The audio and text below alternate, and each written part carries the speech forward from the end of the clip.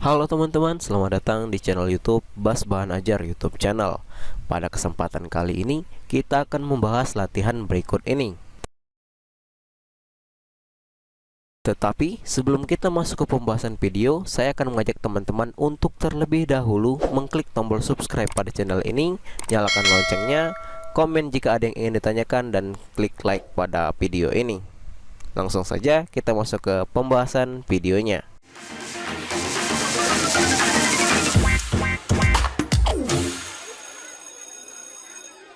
Oke teman-teman, di kesempatan kali ini kita akan membahas latihan yang ada di halaman 221 sampai dengan 222 Bahasa Indonesia kelas 7 semester 2 kurikulum 2013. Langsung saja di sini masuk ke pertanyaannya. A. Urutkanlah peristiwa tabel di atas ke dalam tabel struktur berikut ini. Untuk tabelnya silakan teman-teman lihat di halaman 220. Kuda berkulit harimau. Kita masuk untuk mengisi tabel ini. Kita akan menentukan bagian orientasi, komplikasi, resolusi, dan koda. Langsung masuk ke jawabannya sebagai berikut. Bisa teman-teman salin jawabannya. Yang pertama yaitu orientasi. Orientasinya adalah seekor kuda sedang berjalan dari sebuah ladang gandum menuju sebuah hutan yang lebat. Kuda itu telah puas memakan gandum yang ada di ladang itu. Dia tampak gembira karena tidak ada petani gandum yang menjaga ladangnya.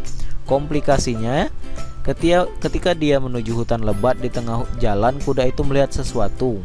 Itu seperti kulit harimau, gumam kuda itu. Kuda itu lalu mendekatinya dan ternyata memang benar apa yang dilihatnya adalah kulit harimau yang tak sengaja ditinggalkan oleh para pemburu harimau. Kuda itu pun mencoba memakai kulit harimau itu. Wah, kebetulan sekali kulit harimau ini sangat pas di tubuhku. Apa yang akan aku lakukan dengannya?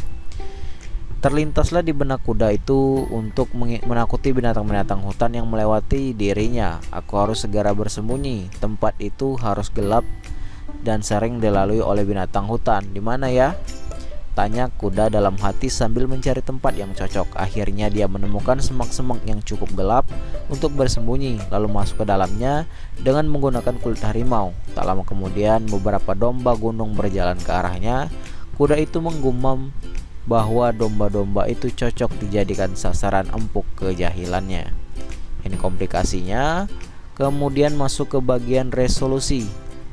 Resolusinya adalah kali ini kuda menunggu lebih lama dari biasanya, tetapi hal itu tidak membuatnya bosan. Tiba-tiba seekor kucing hutan berlari sambil membawa seekor tikus di mulutnya. Kucing itu tidak melewati semak-semak. Kucing hutan itu duduk menyantap tikus yang ia tangkap di dekat pohon besar. Ternyata kucing itu tidak melewati semak-semak. Biarlah aku membuatnya kaget di sana, kata kuda itu dalam hati. Kuda itu pun keluar dari semak-semak dan berjalan berhati-hati mendekati kucing hutan. Saat jaraknya sudah sangat dekat dengan kucing hutan, kuda itu mengaum seperti halnya seekor harimau. Tetapi rupanya dia tidak sadar bahwa bukannya mengaum, dia malah meringkik. Mendengar suara itu kucing hutan menoleh ke belakang dan melihat seekor kuda berkulit harimau.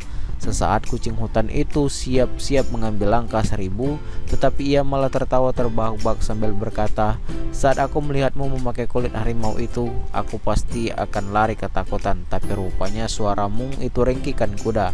Jadi aku tidak takut. Hahaha." Kucing hutan itu juga berkata kepada kuda bahwa sampai kapanpun suara ringkiknya tidak akan bisa berubah menjadi auman. Ini resolusinya dan ini adalah kodanya. Koda.